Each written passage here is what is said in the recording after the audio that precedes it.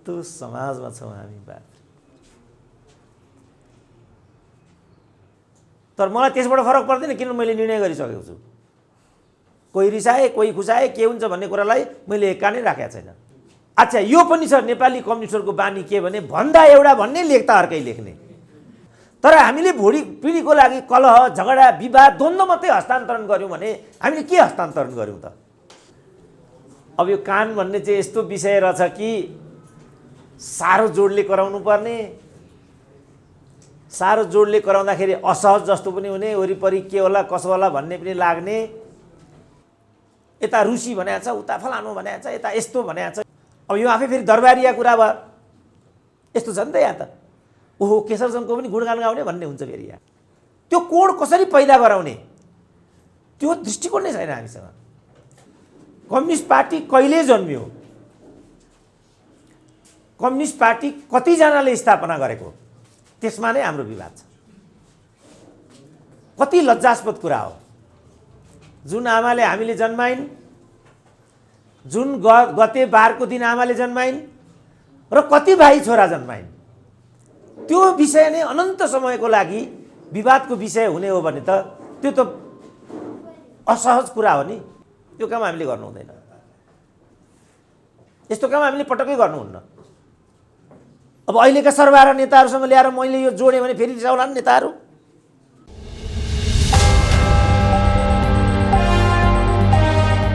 मञ्चमा रहनुभएका लब्ध प्रतिष्ठित व्यक्तित्वहरू, समुपस्थित सबै दाजुभाइ दिदीबहिनी, पहिलो त म यो अवसर आयोजना गरेकोमा नेकपा संयुक्तप्रति आफ्नो कृतज्ञता जाहेर गर्न चाहन्छु। त्यसपछि 14 दिन अगाडि दिवंगत हुनुभएका कम्युनिस्ट नेता विष्णुबहादुर मानन्दरका प्रति आफ्नो अन्तर्हृदयबाट नै हार्दिक श्रद्धाञ्जली अर्पण गर्न चाहन्छु। सँगै शोक सन्तप्त परिवारका प्रति पनि आफ्नो संवेदना प्रकट गर्न चाहन्छु। त्यसपछि संवेदना कार्यक्रम, श्रद्धाञ्जली कार्यक्रम भएको हुँदा संक्षिप्तमा मात्रै केही कुरा राखेर आफ्नो भनाइलाई टुङ्ग्याउन चाहन्छु। गएको हप्ता मैले विष्णुबहादुर मानन्दरसँग जोडिएका 3-4टा प्रसङ्गहरू फेरि एकचोटि अध्ययन गर्ने अवसर पाएँ। पहिलो त चन्द्रदेव जोशीजीले नै लेख्नुभएको अलविदा कमरेड भन्ने लेख थियो, एउटा दैनिकमा प्रकाशित भएको, त्यो पढेँ। त्यसपछि अर्को दैनिकमा मैले मोहन विक्रम सिंहद्वारा लेखिएको उहाँबारेकै अर्को लेख पढेँ। त्यसपछि हालै दिवंगत हुनुभएका अर्का वाम नेता डीपी अधिकारीकी धर्मपत्नी, उहाँले लेख्नुभएको एउटा आत्मसंस्मरण, त्यो पढेँ। ती 3टा आलेखको सन्दर्भमा मैले आफैले पनि उहाँको बारेमा के लेखेको रहेछु भनेर मैले आफ्ना ग्रन्थहरू पनि पल्टाएँ। त्यसपछि मैले उहाँको जीवनशैली, उहाँसँगको सङ्गत, उहाँसँगको आदान प्रदान, त्यसलाई पनि फर्केर हेरेँ। पछिल्लो पटक उहाँलाई भेट्न आउँदा मैती देवीको निवासमा कान राम्रोसँग सुन्न नसक्ने, जस्तो आज पनि हामी यहाँ जति वरिष्ठतम नेताहरूको बिचमा छौँ सबैले नै लौरोको सहारा लिएको देखिन्छ। कान सबै कम सुन्न थाल्नुभएको छ। गत वर्ष वर्माजीको कति 84 होइन वर्माजी? 90 गत वर्ष 90औं जन्मोत्सव हामीले भव्यताका साथ मनाउँदा उहाँले लौरो टेक्नु परेको थिएन। त्यसकै वरिपरि उहाँको पनि एउटा मधेस आन्दोलन बारेको भव्य पुस्तक विमोचनको तर्जुमा मैले आफै नै गरेको थिएँ होटल हार्दिकमा। त्यो कार्यक्रममा त्यही खालका वरिष्ठतम व्यक्तित्वहरूलाई आमन्त्रण गरेर हामीले त्यो कार्यक्रम पनि सम्पन्न गरेका थियौँ। अब यो वर्ष विष्णुबहादुर मानन्दरजी हामीलाई छोडेर गइसक्नु भएको छ। अब यो दिन आउला भन्ने त परिकल्पना थिएन, तर मैती देवीमा उहाँलाई भेट्न जाँदा कान कम सुन्ने, अनि उहाँले मलाई एउटा दायित्व दिनुभयो, सुरेनजी अब धेरै होइन 10 दिन 15 दिनमा एकपल्ट चाहिँ आउने गर्नुहोस् न यहाँ भनेर भन्नुहुन्थ्यो। अब यो कान भन्ने चाहिँ यस्तो विषय रहेछ कि साह्रो जोडले कराउनु पर्ने, साह्रो जोडले कराउँदाखेरि असहज जस्तो पनि हुने, वरिपरि के होला कसो होला भन्ने पनि लाग्ने। एउटा अङ्ग कमजोर भएपछि व्यक्तित्वमा अलिकति ह्रास आउने हो कि भने जस्तो, केही पनि कम, आँखै कम भयो, कानै कम भयो, अरू केही एउटा कम भयो भने व्यक्तित्वमा अलिकति भिन्नता आउँछ कि भन्ने यस्ता अनुभवहरू उहाँको समीपबाट पनि हामी हासिल गर्दै गयौँ। दुर्भाग्य अब हाम्रो बिचमा उहाँ रहनु भएन। त्यसपछि मैले ती 2-3टा लेखको जो मैले कुरा गर्थेँ, चन्द्रदेव जोशीजीको लेख मैले फेरि आज बिहान पनि मलाई पनि बोल्ने मौका मिलिहाल्छ कि भनेर पल्टाएर हेरेँ। किन अरू जस्तो कम्मर मात्रै मर्काएर त मलाई छुट हुँदैन, मैले त सामग्री पनि दिनुपर्छ, आधार पनि दिनुपर्छ, मलाई बोल्न गाह्रो पनि छ फेरि। त्यसपछि मैले त्यो पल्टाएर हेरेँ, उहाँको पनि मैले लेख दोहोऱ्याएर हेरेँ, मोहन विक्रमको पनि लेख मैले दोहोऱ्याएर हेरेँ। तपाईँहरूलाई मेरो अनुरोध के छ भने यदि मोहन विक्रमको लेख पढ्नुभएको छैन भने कृपया त्यो लेख एकचोटि दोहोऱ्याएर हेर्नुहोला। किनभने व्यक्तित्वको निरूपण र व्यक्तित्वको मूल्याङ्कन कसरी गर्ने भन्ने विधिमा पनि हामीहरू या त एकपक्षीय छौँ, होइन भने अलिकति हामीहरू आधारहीन छौँ। त्यस्तो छ हाम्रो आनीबानी।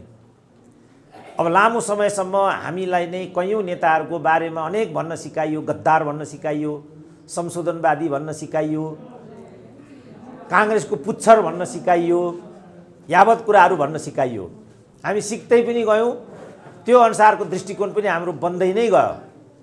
मलाई अहिले पनि सम्झना छ, टङ्क कार्कीले एकचोटि एक ठाउँमा बोल्दै गरेको मैले सुन्थेँ। त्यति बेला उहाँ बनारस पुग्नुभयो,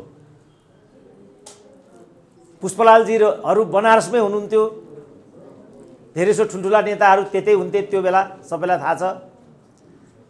टङ्क कार्कीलाई चाहिँ पुष्पलाललाई भेटौँ लाग्ने अरे, तर पुष्पलाललाई भेट्यो भने संशोधनवादीलाई भेट्यो भनिहाल्ने, त्यो आरोप झेल्नै नसकिने। र मैले पुष्पलाललाई नभेटिकन त्यहाँबाट फर्केँ। पुष्पलालसँग मेरो जीवनमा कहिले पनि भेट भएन उहाँले भन्ने गरेको मैले सुनेको थिएँ। त्यस्तो थियो परिपाटी। पछिबाट पुष्पलालजीको देहान्त भयो। पुष्पलालजीको देहान्त भएपछि मसालको जो मुखपत्र थियो, मसाल भन्ने मुखपत्र, मसाल समूहको, त्यसमा निर्मल लामा पार्टीको महासचिव हुनुहुन्थ्यो। उहाँले पुष्पलालका प्रति, कमरेड पुष्पलाल प्रति पार्टीका तर्फबाट हार्दिक श्रद्धाञ्जली प्रकट गर्छु भनेको विरुद्धमा पार्टी महासचिवबाट चाहिँ बेदखल हुनु पर्यो।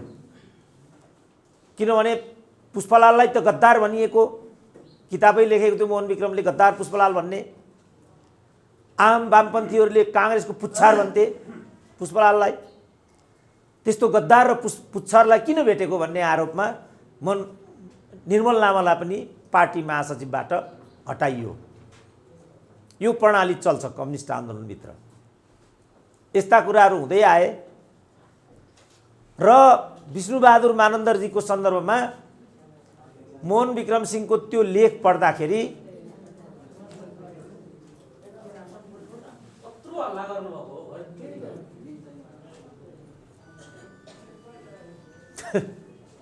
त्यो समाजमा छौँ हामी। बात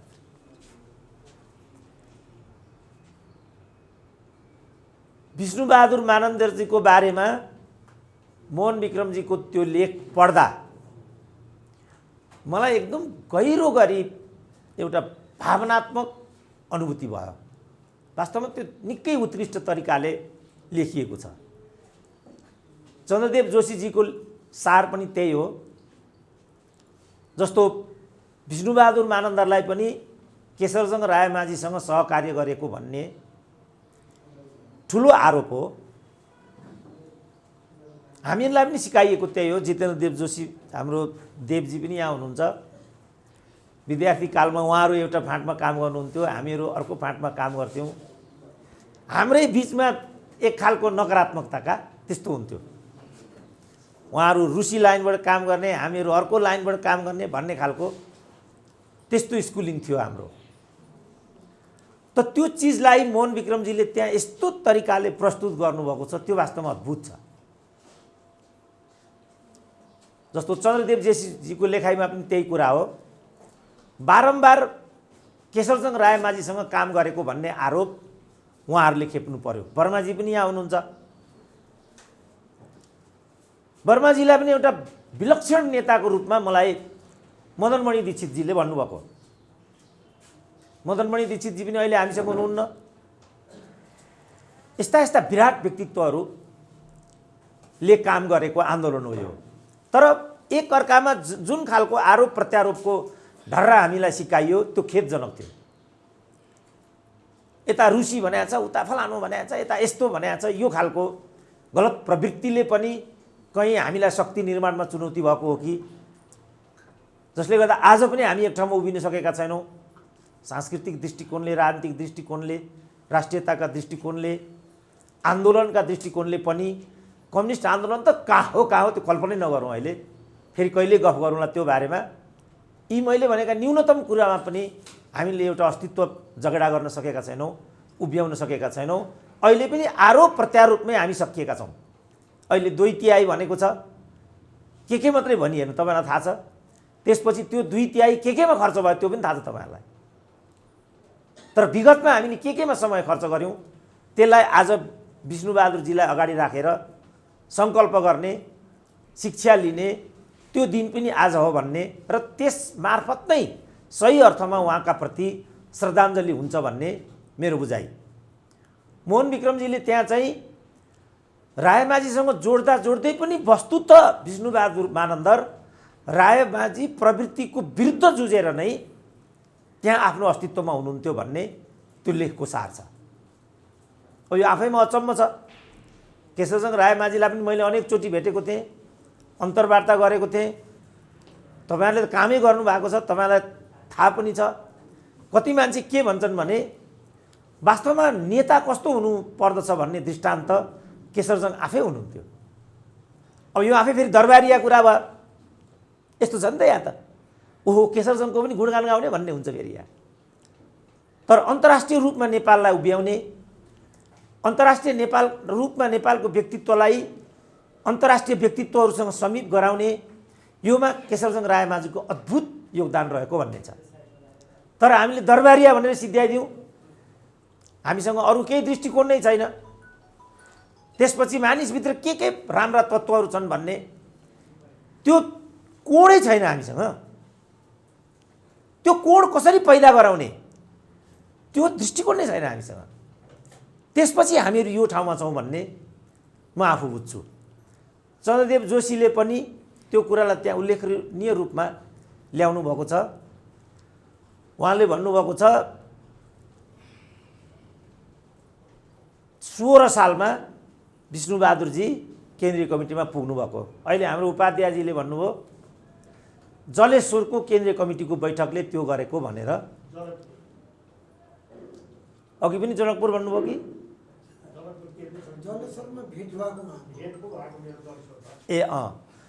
मेरो इन्फर्मेसन पनि त्यही थियो कि उहाँलाई जनकपुरको केन्द्रीय कमिटीको बैठकले 2016 जेठ 9 देखि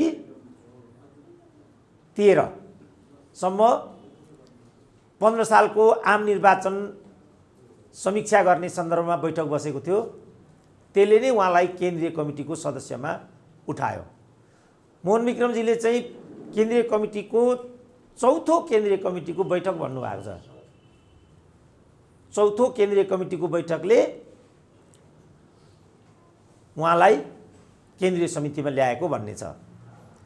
अब चन्द्रदेव जोशीजीले चाहिँ के अन्याय गर्नुभएको छ फेरि भनेदेखि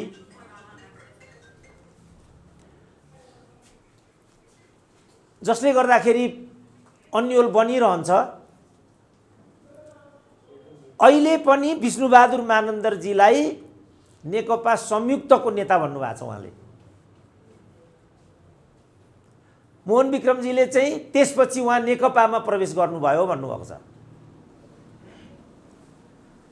3 दिनको अन्तरालमा निस्किएका लेखहरूमा यस्तो सूचना दिइयो भने पछिको पिँढीमा दिग्भ्रम पैदा हुँदो रहेछ भन्ने दृष्टान्त दिन्छु म।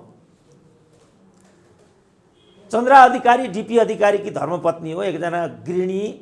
उहाँले लेख्नुभएको आत्मसंस्मरण मलाई फरवार्डको लागि भन्नुभएको थियो। मेरो डीपी अधिकारीसँग पनि गहिरो मेरो आदान प्रदान थियो, जसरी वर्माजीहरूसँग थियो, विष्णुबहादुरजीहरूसँग पनि थियो। यो अवधिमा गहिरो आदान प्रदान गरियो, सत्सङ्ग गरियो, अरू कुराहरू गरिए। कम्युनिस्ट आन्दोलनमा काम गर्ने सबैले हेक्का राख्नुपर्ने कुरा, किनभने अघि मैले भने हामीले आफ्नो अस्तित्वलाई अहिले पनि उभ्याउन सकेका छैनौँ। त्यो अस्तित्वहीनको सुरुवात कसरी हुन्छ म तपाईँलाई भन्छु। कम्युनिस्ट पार्टी कहिले जन्मियो, कम्युनिस्ट पार्टी कतिजनाले स्थापना गरेको, त्यसमा नै हाम्रो विवाद छ। कति लज्जास्पद कुरा हो।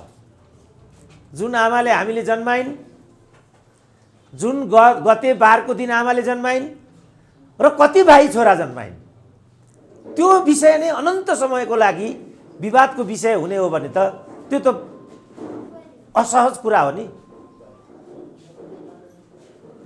अब अहिले पनि कम्युनिस्ट पार्टीको स्थापना 15 सेप्टेम्बरमा भयो कि 22 अप्रिलमा भयो, विवादै छ। अहिले पनि कम्युनिस्ट पार्टीका संस्थापक 4 जना हुन् कि 5 जना हुन्, विवादै छ। अब चन्द्रदेव जोशीजीले लेख्नुभयो विष्णुबहादुरजी नेकपा संयुक्तमा हुनुहुन्छ, मोहन विक्रमले लेख्नुभयो नेकपा प्रवेश गरिसक्नुभयो, अब भोलि गएर विवादै भन्ने छ। त्यो काम हामीले गर्नु हुँदैन, यस्तो काम हामीले पटक्कै गर्नुहुन्न। एकजना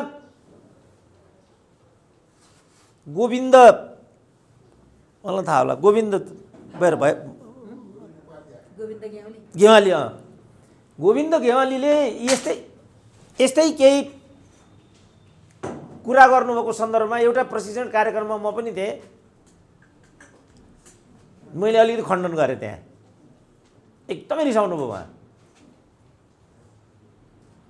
एकदमै रिसाउनु भयो। मैले भने तपाईँको रिसले प्राज्ञिकतामाथिको विजय सम्भव छैन।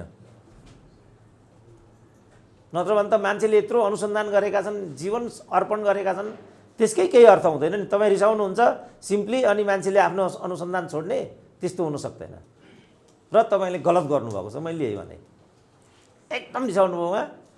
पछि मेरो क्लास थियो त्यहाँ, त्यो क्लासमा आएर उहाँ बस्नुभयो, मेरो क्लास सुन्नुभयो। मैले अघि भनेका कुरा नै राखेँ। कस्तो लाग्यो त तपाईँलाई भने मैले बाहिर निस्केर, उहाँले हो रहेछ भन्नुभयो, त्यति चाहिँ भन्नुभयो। तर अहिले पनि उहाँ मसँग रिसाइरहनु भएको छ। कृपया तपाईँहरू नरिसाउनु होला। यो व्यक्तिगत कुरा होइन, यो पारिवारिक कुरा होइन, सम्पत्ति कमाउने कुरा होइन। जुन कुरा मोहन विक्रमजीले भन्नुभएको छ विष्णुबहादुरजीको सन्दर्भमा, उहाँको जीवनको लक्ष्य नै कम्युनिस्ट क्रान्तिलाई योगदान गर्ने भन्दा अर्को केही पनि थिएन। र त्यो लेखको महत्त्व त्यसैमा छ, र विष्णुबहादुरजीको गरिमा पनि त्यसैमा हो। उहाँ मन्त्री पनि हुनु भएन, जस्तो अहिले यी पनि धेरै जसो हाम्रो साथीहरू मन्त्री नै हुनुहुन्छ। उहाँका कार्यकर्ता नै हो जम्मै, तर उहाँ कहिले मन्त्री हुनु भएन। उहाँ वास्तवमा सम्भ्रान्त परिवारको हुनुहुन्थ्यो। त्यो सबै उहाँले मैले सूचना पाएसम्म आन्दोलनमै समर्पण गर्नुभयो। अरू जम्मै आर्थिक दृष्टिकोणले पछाडि थिए, तर सबै नै सम्पन्न भए। मलाई लाग्छ कम्युनिस्ट नेताहरू बिरलै मात्रै गरिब होला अहिले पनि। अब मैले भने सबै रिसाउँछन् फेरि मसँग त, तर मलाई त्यसबाट फरक पर्दैन, किन मैले निर्णय गरिसकेको छु। कोही रिसाए, कोही खुसाए, के हुन्छ भन्ने कुरालाई मैले एक्का नै राखेको छैन। तर जेको लागि हामीले जीवन समर्पण गरेका हौँ जेको लागि विष्णुबहादुर मानन्दरजीहरूले जीवन समर्पण गर्नुभएको हो त्यसको हामीले सदुपयोग गर्न सकेनौँ भने के को लागि उहाँहरूले जीवन समर्पण गर्नुभयो त? त्यसबाट हामीले के शिक्षा लिने? मलाई बिए कृष्ण श्रेष्ठले भन्नुहुन्थ्यो, बिचरा उहाँ पनि दिवंगत हुनुभयो, उहाँको लागि पनि मैले एउटा संस्मरण आलेख लेखेर भर्खरै बुझाएँ। साह्रै ठुलो प्राज्ञिक व्यक्ति हुनुहुन्थ्यो उहाँ पनि। धेरै जसो हाम्रा कम्युनिस्ट नेताहरू दिवंगत भएर गए। अहिले वर्माजीले भन्नुभयो पहिलो महाधिवेशनको त म एकजना मात्रै बाँकी छु, पहिलो महाधिवेशन भनेको 10 साल हो, दोस्रो महाधिवेशनको अर्को एकजना मात्रै हुनुहुन्छ, त्यो मलाई हेक्का थिएन, अरविन्द रिमाल।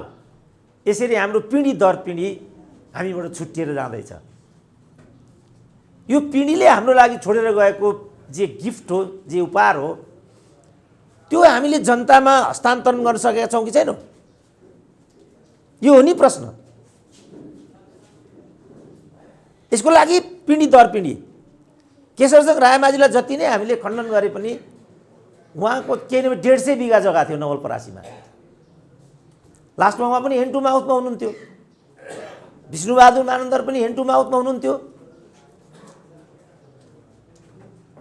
अब अहिलेका सरबार नेताहरूसँग ल्याएर मैले यो जोडेँ भने फेरि रिसाउला नि नेताहरू। म त्यो कति मैले मात्रै त्यो चुनौती बेहोर्ने, त्यो म नगरौँ। अनि बिए कृष्ण दाईले के भन्नुहुन्थ्यो मलाई भने यो मन्त्री बनाउने क्रममा चाहिँ विष्णुबहादुरजीले एउटा गल्ती गर्नुभयो, अन्याय गर्नुभयो भन्नुहुन्थ्यो। के गल्ती गर्नुभयो दाई भनेर मैले सोधेँ। उहाँले जुन बेला भीमबहादुर श्रेष्ठलाई मन्त्री बनाउनु पर्ने थियो त्यो बेला निलाम्बर आचार्यलाई बनाउनु भयो भन्नुभयो। यो चाहिँ उहाँले गरेको गल्ती हो भन्नुभयो। अब तपाईहरु निलाम्बर आचार्यलाई नै हेर्नुस्। यो जो अनेकौं विरोधाभास युक्त झेलै छ कम्युनिस्ट आन्दोलनभित्र, चन्द्र अधिकारीले त्यो कुरालाई त्यहाँ छुन खोज्नु भएको मैले देखेँ। त्यहाँ उहाँले दुईजनालाई प्रहार गर्नुभयो। एउटा त मलाई नै प्रहार गर्नुभयो। के प्रहार गर्नुभयो भने किनभने मैले कम्युनिस्ट पार्टीको स्थापना 15 सेप्टेम्बर र यसका संस्थापकहरू 5 जना भन्ने मेरो थेसिसको कन्क्लुजन थियो। उहाँको स्कुल अफ थट चाहिँ के रहेछ भनेदेखि जसलाई कम्युनिस्ट आन्दोलनको एउटा हिस्साले 5 जना संस्थापक भन्छ ती 5 जना संस्थापक होइनन् भन्ने चाहिँ चन्द्रहरूको दृष्टिकोण रहेछ। 5 होइनन्, 5 को हुन् त भन्दा को होइनन् भन्ने त तिनीहरू भइहाले, निरञ्जन वैद्यहरू यिनीहरू होइनन् भन्ने उहाँहरूको दृष्टिकोण। को हुन् त भन्दा शैलेन्द्र बाबु भए, मनमोहन अधिकारी भए, तुलसीलाल भए, उहाँ आफै भए र अयोध्या सिंह, यति हुन्। अब मैले त दस्तावेज हेर्ने भयो, दस्तावेजमा यो कुरा कहीँ पनि छैन। पुष्पलालले लेखेको कृतिमा त कहीँ पनि छैन। फेरि यो कुरा उहाँले लेखेका सबै कृतिमा 5 जना छ र 15 सेप्टेम्बर छ। पार्टीको कलकत्ता कन्फरेन्स त्यसमा 5 जना छ, 15 सेप्टेम्बर छ कलकत्ता कन्फरेन्स, आधिकारिक कन्फरेन्स हो। 15 सालको चुनाव घोषणा पत्र आधिकारिक हो, त्यो केशरजंग रायमाझीले आफै लेखेको हो। त्यो मैले उहाँसँग कुरा गरेको त्यो घोषणा पत्र मैले आफै लेखेको भनेको छ। केशरजंग रायमाझीले भनेको चाहिँ त्यो छ। अब यो नयाँ थप भयो।